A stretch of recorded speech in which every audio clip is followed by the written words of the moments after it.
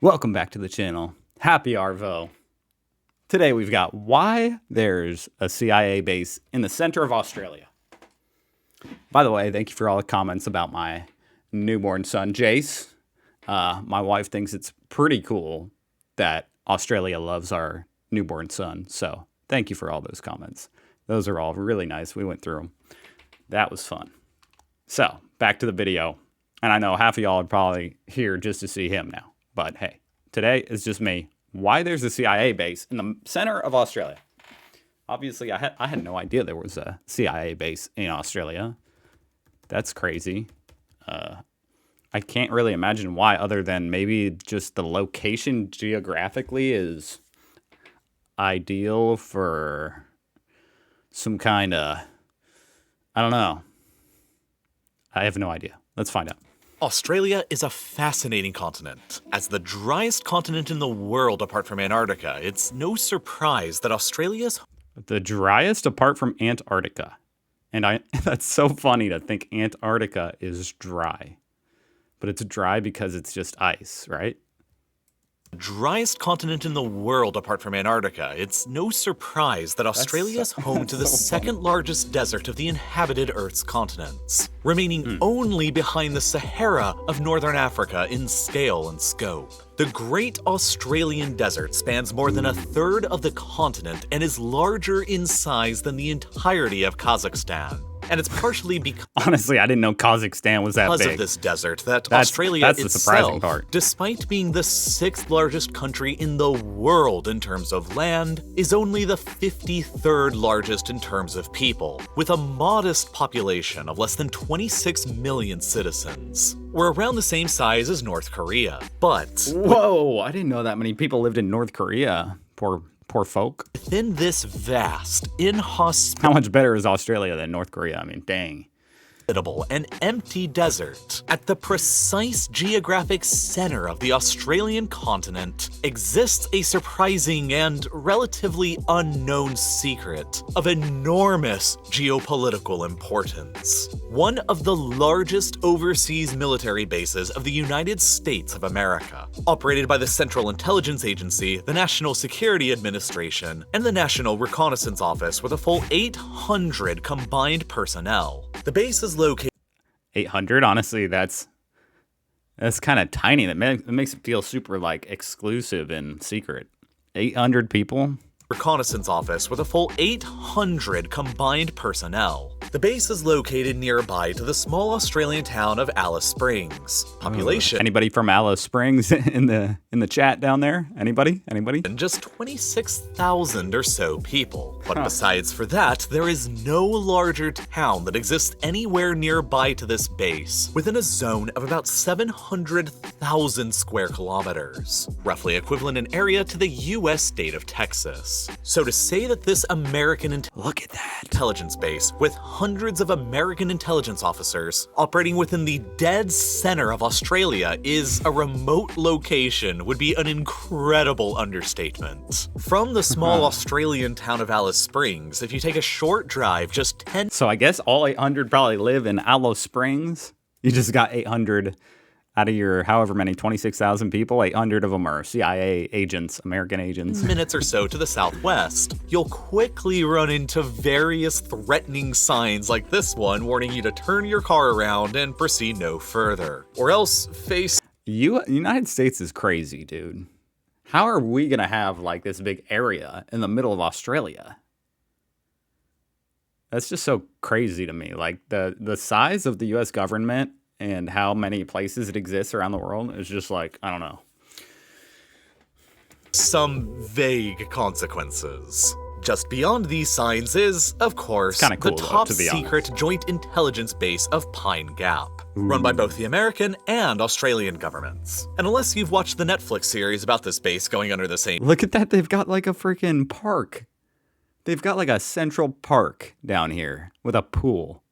name, you've Olympic probably size never pool. even heard of this place or knew that such an important American operation existed in the middle of the Australian outback. I had no idea. And going under the more official codename of Project Rainfall, it Ooh, has a very ironic. long and mysterious history here, going back decades into the past. You see, as the global Cold War between the United States and the Soviet Union intensified during the 1960s, both nations began sending up satellites into space. With the launching of the earliest intelligence-gathering satellites, there was a recognition that real-time command and control over these platforms were necessary, and data collection to monitor geopolitical adversaries from afar was required. An American base to operate these American intelligence and spy satellites operating over the Dude, sometimes you just got to think, like, how crazy is the world actually? Like, you couldn't write a science fiction novel without having known all this stuff. That is more crazy than real life. That back during the Cold War, we're sending up these, like, metal spaceships into the orbit, and they're circling around, gathering data and sending it back, transmitting it through the air from these two different groups, these countries that are all, you know, like, silently fighting each other. Like, I don't know. It's just wild. required. It's insane. An American Totally base to cuckoo. operate these We're American all so used to it, but it's freaking cuckoo, okay?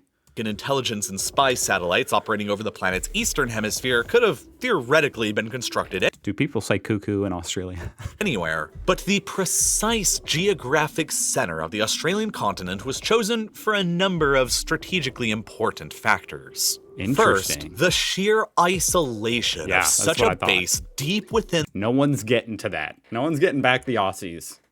No one's getting through the Aussies that are on the coastline all the way to the Pine Gap without some trouble. the continental interior of Australia. They have to get through the kangaroos and the emus.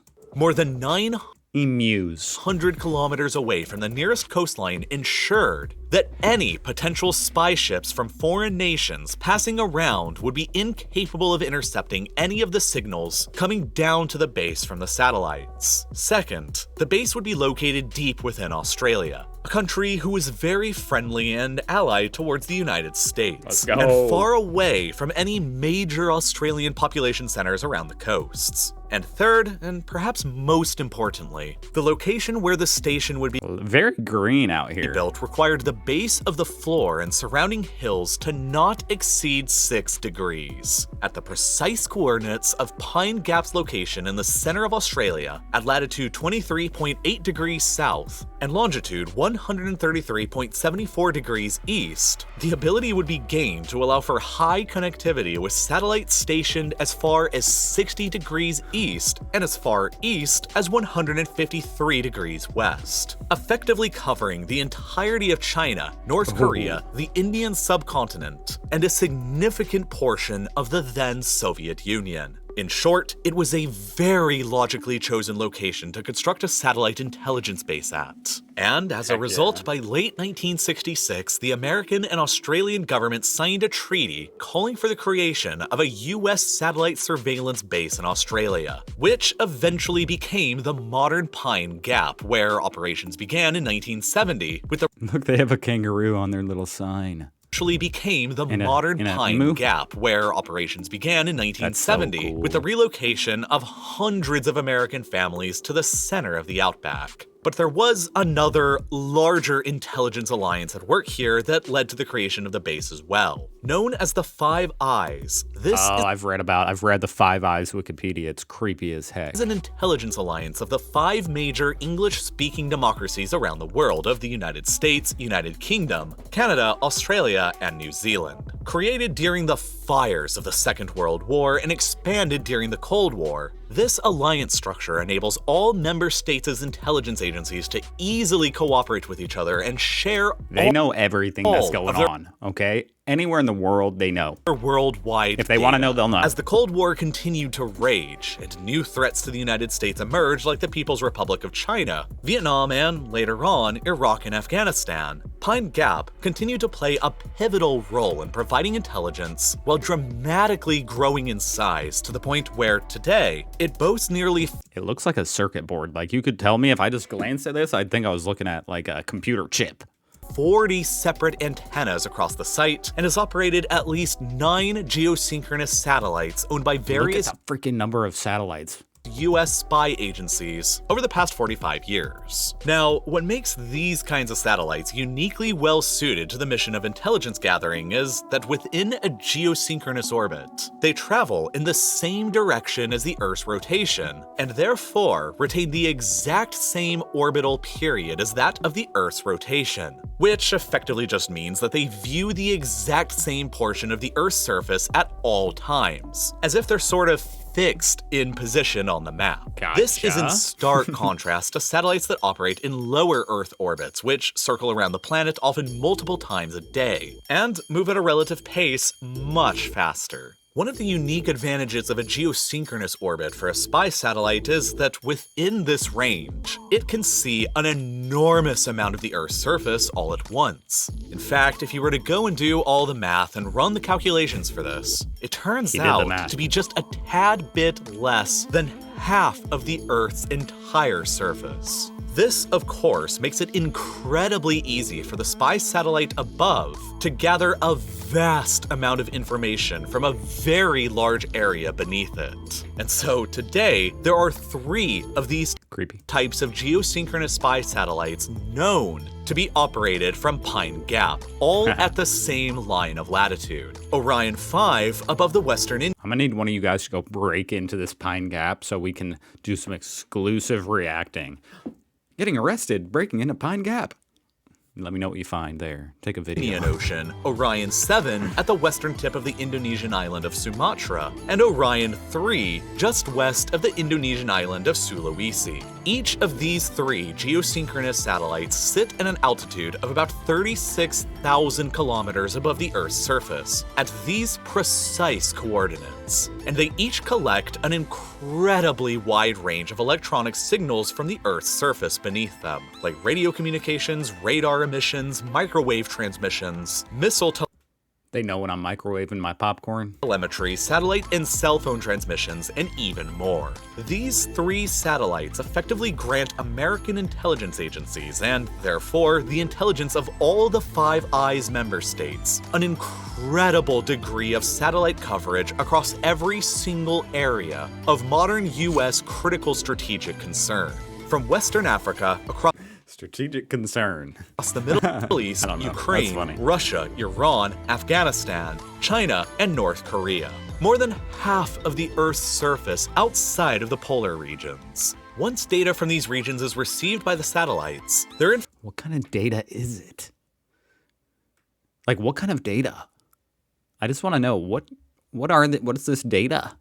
information is relayed via a signal back to the Pine Gap base in the center of Australia, and then disseminated from there towards the various intelligence agencies of the Five Eyes member states, like the American CIA and British MI6. And while controversial at times, the American intelligence capabilities that are granted by satellite sites around the world like Pine Gap are unmatched by any other intelligence agency in the world. And You know, you gotta at least admit. I mean, maybe I don't know how you guys as Australians feel about that, but hey, at least it's out of all the countries in the world who control this much creepy amount of surveillance and BS. I think I'd rather nobody do it, but if somebody was gonna do it, at least it's not like some tyrannical dictator state. You know, at least here in the U.S., if we have like a freaking jackass as the president, he's gone pretty soon. You know what I mean? Like, at least it's a legit, seemingly legit democracy here in the U.S. So it could be worse. Like, I don't know, some other states, Russia or something, could be like spying on the whole world. I'm sure they are. I mean, I know they are. while most of what these satellites do is top secret and highly classified, we all know that launching those satellites, maintaining them up there, and gathering all that data from the surface below is an incredibly difficult feat to accomplish. And if You wouldn't think it was possible. If this stuff didn't exist and you just like, imagine cavemen being like, okay, if you were like, okay, we need to collect data from all around the world. So we're going to have to send something up into the space to orbit the Earth and then transmit. That's going to have to transmit stuff. And it's going to have to collect energy from the sun to power itself and then transmit that stuff back to us. Okay, guys? We're going to try to make that. They'd freaking whack you over the top of the head with their... Shut up! Like, they'd lock you up. That sounds crazy. And yet that's the actual world we live in. If you're anything like me, then you're probably curious how satellites like these actually work, and more to the point, how anything actually works. Understanding the difficult to understand is the very essence of STEM fields. But for a lot of us, myself included, STEM subjects like engineering and math make this seemingly impossible. But luckily, we can all get our own little dose of scientific learning every day now. Yeah. I get it. Hey, that was an awesome video, though. Thank you, Real Life Lore. Go check out his channel. I mean, 6 million of you already know about it. And I don't think 6 million people are going to watch this video. So, oh my gosh, I'm going to sneeze. Happy Arvo, guys. That was a really super interesting video. I love learning about this kind of... Even if, you know, the fact that it has to do with Australia, great. But just regardless, learning about the surveillance of the whole world and stuff. Have you guys seen that thing about how Yahoo webcams secretly captured everybody's pictures and all sorts of really creepy stuff was captured, it turns out. And that was part of a secret intelligence agency BS. Anyway, I don't know what I'm rambling about. Happy Arvo. Thanks for all the comments. I hope you guys have a fantastic day. I hope I see you tomorrow. Goodbye.